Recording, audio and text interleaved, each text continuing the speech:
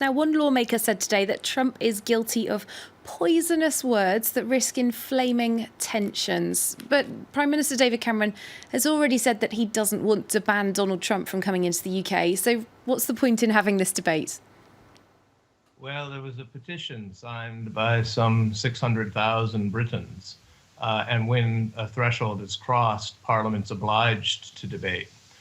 So it was really popular demand that led to this parliamentary discussion. As you say, it was a non-binding, non-voting assessment, but a free exchange of views, all advisory to the Home Secretary who would make the decision, and seems highly unlikely to ban Donald Trump from the UK. And is it actually possible to ban someone from entering the UK for what Donald Trump did? However controversial Donald Trump's comments were about stopping Muslims coming into the UK, they were about his own country and they weren't inciting anybody to commit violence. How much of a grey area is this? Yeah, this is the debate that was had. Clearly, much of what he's stated has been in the category of what could be considered hate speech. In particular, he's talked about Mexican immigrants to the United States as rapists.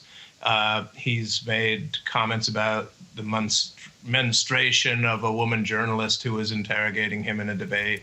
He's made, of course, the famous declaration that all Muslims should be prevented from entering the United States, which he made in the aftermath of the San Bernardino, California shootings.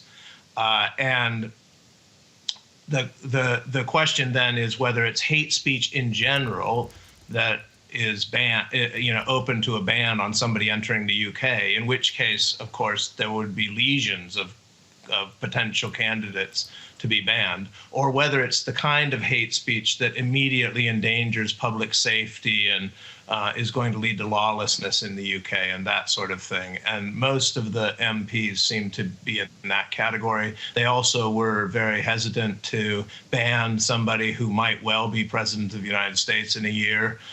It seems unlikely still that he will be, but he is the front runner of the Republican primaries at the moment in the polls. And it would be an awkward situation indeed for Britain to ban the president of the United States from entering.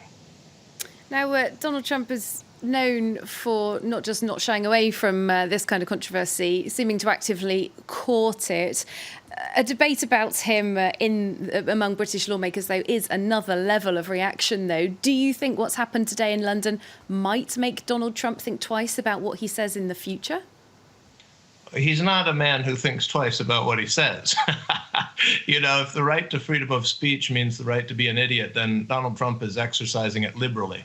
And I doubt very much that he had on C-SPAN, which is the cable network in the United States that covers governmental affairs, and which I saw was streaming the entire parliamentary debate live. But Donald Trump's not the kind of, he loves attention. He thrives on attention. In fact, his entire business model is attention and narcissism. That's why Trump, the name, is emblazoned on all of his casinos and hotels and so forth. And so for him, the brand is himself, and he doesn't mind any kind of press. It doesn't matter if it's bad press, good press, any press that gets his name out there.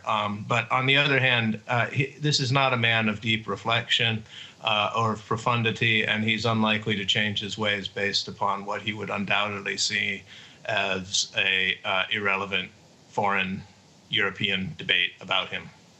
All right, thanks so much for giving us your opinion on this story. Christopher Phelps, Associate Professor of American History at the University of Nottingham. Thanks for your time.